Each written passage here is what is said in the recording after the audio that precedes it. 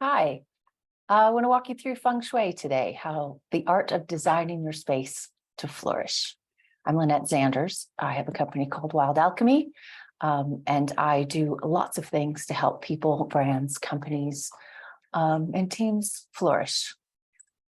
So we'll jump right in, and I'll unpack all of this for you. But the first thing is to have a specific intention.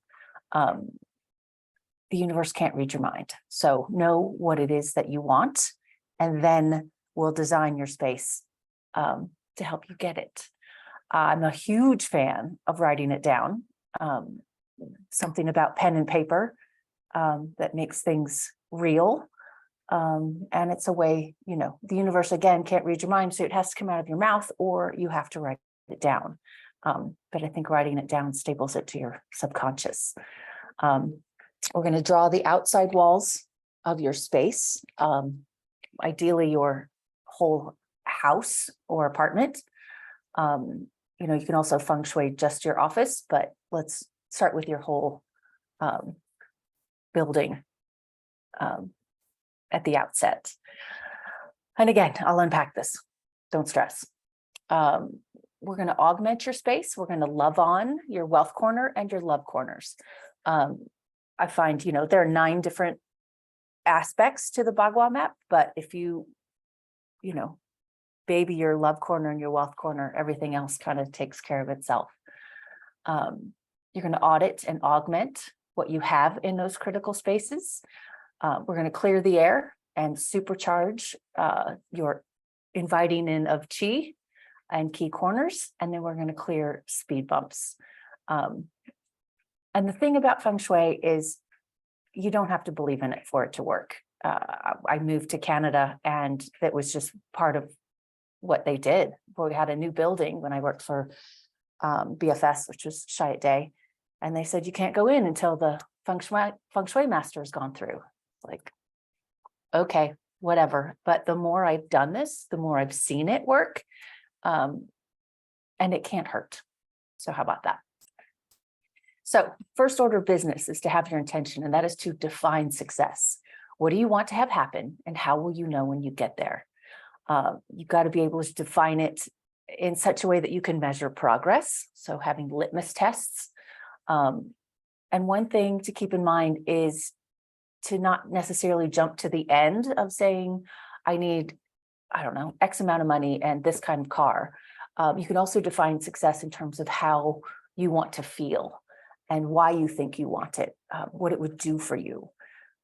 It's also a strong way to make sure you're not asking for the wrong thing. It's the adage, be very careful of what you ask for. And if you need some motivation, the questions that I would ask myself is, what will I get if I do it? And what will I lose if I don't do it? Morning pages, I'm going sidetracking here. Morning pages are huge. And that's when I tend to ask myself those questions and write down the answers.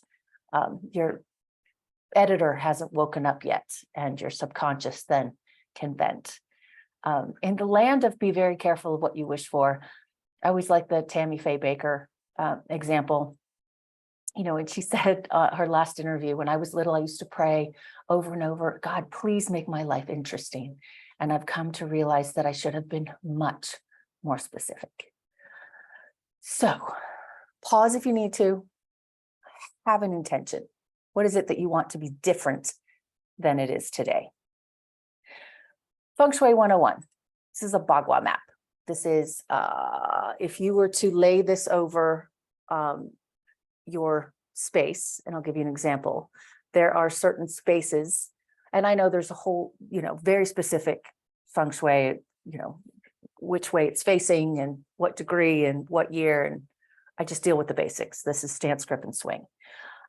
So you need to orient this from your front door, whether you use your front door or not, but I would invite you to use your front door.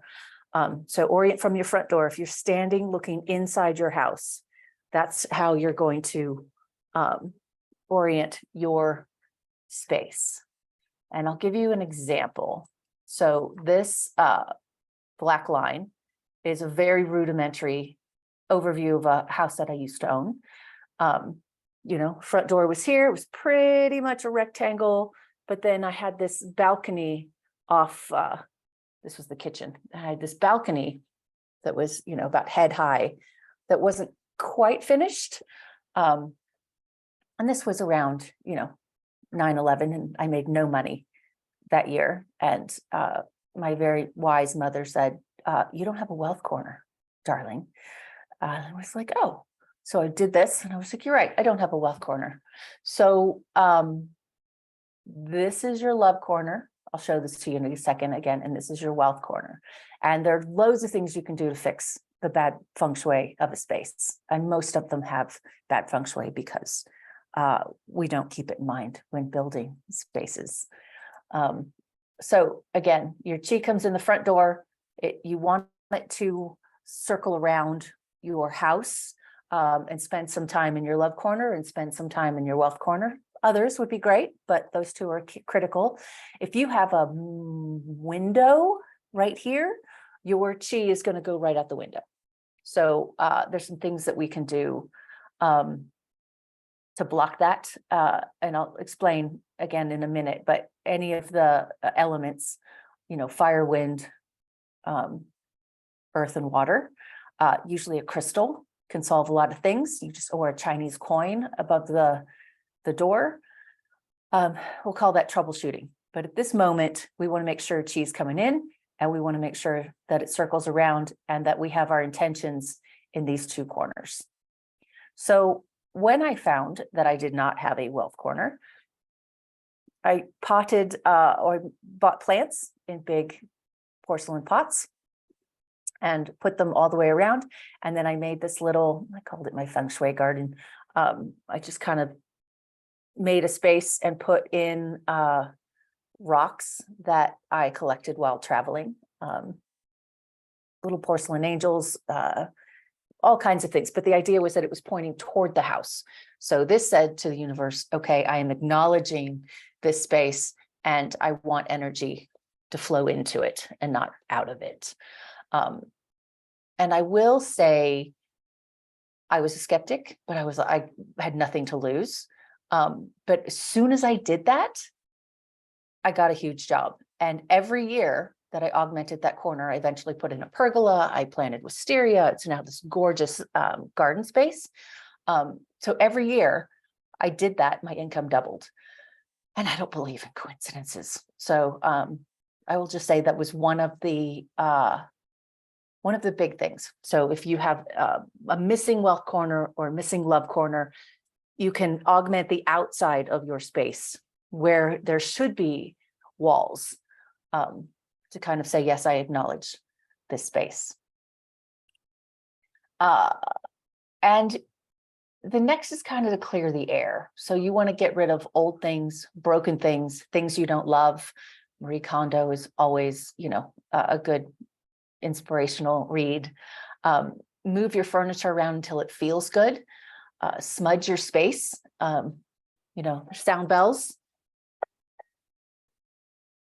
That'll clear air. I'm not going to do it loudly because it hurts.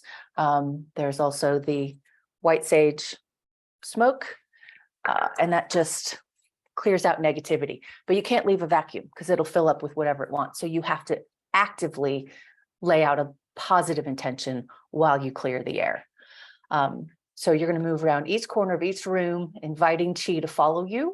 It doesn't have to be out loud, but it can't hurt. And then adding crystals. This isn't necessarily crystal, but it looks, it's easier to see on camera. You know, you can get white crystals anywhere and they're kind of like aspirin. They're going to fix anything. So yes, you can look into what different stones mean. I've got a couple down here that I love. But putting those in your wealth corner and your love corner are just going to help. Putting them above your door are also going to help. But there are a couple other things you can do. So citrine is kind of a yellowish stone. I don't know where mine went. Oh, there it is. I don't even know if you can see it. But that's, it invites wealth. Jade plants, bamboo, the color red invites good chi.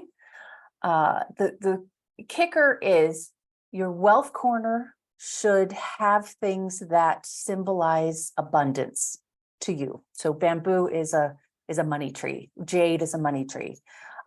Could also be little Chinese coins.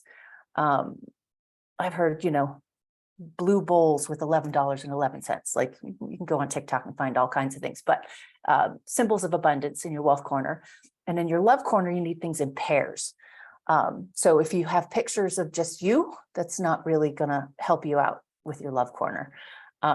So candlesticks, bookends, I just get 2 crystals that match and look the same, and put those in my wealth corner, or my love corner, sorry. So amethyst, pink or red, and then inviting chi into your house usually is red. So I'll just hang a red tassel. I'll get a red doormat. I painted my door red, and I got 5 of the biggest jobs I've ever had on the same day they called me that I painted my door red. Coincidence? Maybe, maybe not. But use the things from the elements. So plants, wind chimes, candles, those little water fountains, anything that kind of comes from those elements that you can love on those corners with is helpful. I will say things that are the opposites, pictures of deserts or barren landscapes.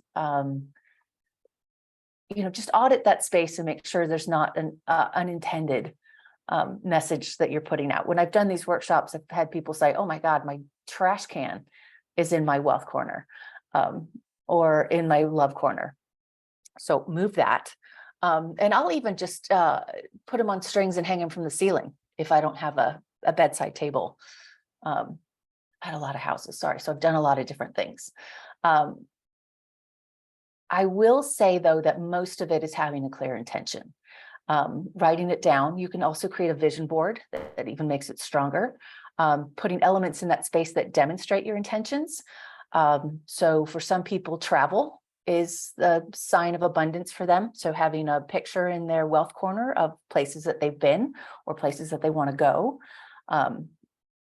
is kind of demonstrating that intention. So you can feng shui anything. So this is just your space, but you can feng shui, your money, your thoughts, your energy. And if you want to dive into that, just say the word.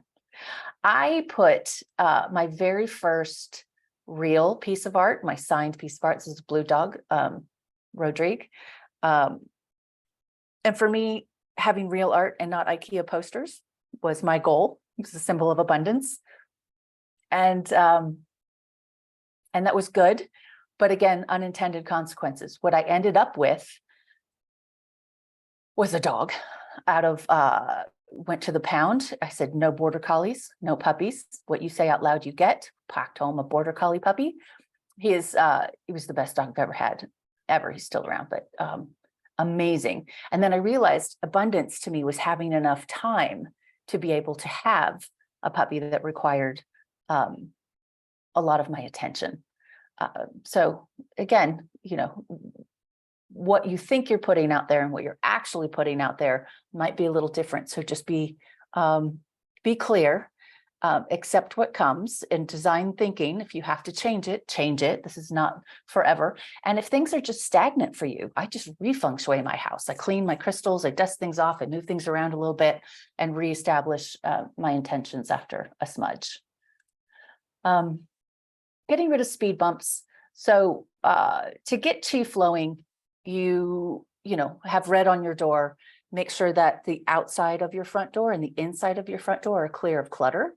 Clutter is the first thing that will just stop chi in its tracks. Speed bumps are things that create resistance. They keep energy from moving. They like to keep things the way they are. But again, broken items. If there's, symbolically, if you have a broken clock, it's going to make it feel like time is standing still. So clearing out things that you don't love, tangled cords, dust, items you're just storing. That's the one thing that's going to pull you down as opposed to push you forward. And momentum is the goal. So audit and edit. And you'll obviously have this deck and can pause this anytime you want. But look at appliances, clocks, toys, tools, jewelry. They spread brokenness. So a friend of mine has a January list. So all the stuff that, I need to go to the cobbler and get my shoes fixed. I need to take this into the dry cleaner. So definition of brokenness is a scale. But if you make it a priority, if you put them in a different place, if you can't get rid of them, at least acknowledge that you're going to get them fixed and to move in that direction. But you can't. Getting rid of them is probably the best because you can't get new until you get rid of the old. Get rid of things you don't love. I have been a storage unit for parents or grandparents, things that they didn't want to get rid of because it was sentimental. So they gave it to me or my sisters, said, hang on to these for me. And, it was just acknowledging that I didn't want to hold that space. So I offered them back. You can re-gift them, you can repurpose them. Let someone else love them. So you have permission. But that energy, if you look around your house and your room, subconsciously, there are things that lift you up and things that bring you down. And things that you don't love bring you down. It's like walking into the DMV energetically. Clutter, there's all kinds of clutter, mental clutter, physical clutter, but physical clutter, junk drawers, piles of paper, stuffed closets. It's a constant battle to keep that at bay. But clearing it all out, taking a day, taking a weekend, start with one space, and then it becomes addictive and you want to do the next space and the next space. I have also hired a professional organizer twice in my life and changed my world both times. It took a weekend. It was maybe $175, but they take everything away. I'm taking this to recycling. I'm taking this to Goodwill. I'll take this to some other place, but it wasn't all on me to clear my space of that clutter. And then using a labeler, as much of a nerd as that makes me feel, I've labeled certain spaces that I share with people so that if my teenage daughter at the time was unloading the dishwasher, she would know where to put things so that I wouldn't have to dig for them. It's kind of, yes, I'd love for you to unload the dishwasher, but man, I don't want to look for the can opener for 20 minutes. So put your ducks in a row. Tangled cords. Cords are symbolic. They're tied to communications.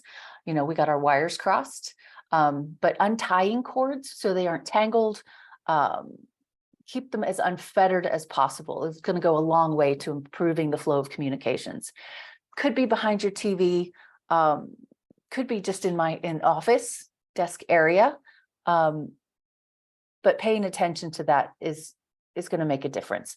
I will also say, God, it's probably going to send you sideways, but the clutter that you have on your computer desktop, it feels a certain way when you open your computer. So I try every Sunday to just start cleaning off that desktop and make it as clear as possible, because that and your immediate workspace, if that's clear, as your space goes, so your mind goes, and you can kind of start with a fresh slate. Dust, is the old holding things down. Crystals and plants are going to get a layer of dust. You got to clean them off regularly. I try and dust everything before I smudge. But it's huge. And I live in the desert. I mean, you have to dust the fan, you have to dust everything. It doesn't take that long, but you can feel the difference. Storage units, I have one, I'm not judging, but try to go organize it, clean it out regularly. Just make sure it's not a huge speed bump that's affecting everything else. Don't hang on to things for other people who might want them one day. I mean, when I really feel like I need motivation to clean things out, I just watch a couple of episodes of Hoarders and go, okay, slippery slope, let it go, let it go. I have spaces for things that are on probation that I'm going to think about. And if I don't use in a month or two, then they go. Unused spaces, second bedrooms, usually. living rooms that no one uses, formal living rooms. So think about actively using these spaces and giving them a purpose. I once put my bed in the dining room of this apartment that I had in Vancouver because it had the best view. It made me so happy. And I say no one's coming to take pictures. I had parties. People just kind of sat on the bed the same way they sat around the dining room table, and it was just part of the space. But it's going to make your house happy. I'm going to side note for a second. If you have a bathroom in your love corner or your wealth corner, the key is to make sure that everything doesn't go down the drain. So you're going to have to keep your drain stopper stopped and keep your toilet lid shut. That's just kind of, and then I love on that. I've got plants in the bathroom, money plants. It's usually in the wealth corner. Just again, to kind of offset the negative energy. So quick thing on resistance and momentum. These are kind of the two forces at play. Resistance is that universal conspiracy to keep things the way they are. The opposite of that is momentum. So you have to break resistance in order to ignite momentum. And the analogy that I usually use is a rocket ship. And I checked this with NASA. They said it is not wrong, but it is grossly oversimplified, but I'm okay with that. So conventional so-called wisdom would say, I don't know, this rocket has X thousands of gallons of fuel, and it's going to take half its fuel to get there and half its fuel to get back. And that would be true if every square on the board game was worth the same amount, but it's not. When you have resistance and momentum at play, what happens is it takes half that rocket's fuel to get past 1 mile of atmosphere, to just imperceptibly get off the ground. That's the power of resistance. But once you break through resistance, you've got momentum. And momentum is getting there and back on half a tank, less 1 mile. So the hardest part's getting started. Once you start this, you're going to feel like you're going to roll. It starts to build on itself. Positive energy is also a positive snowball effect. If you want more on some of this stuff, Martha Beck has a great book, about feeling your way through. Stephen Pressfield's The War of Art, building rituals, inciting the gods to help you.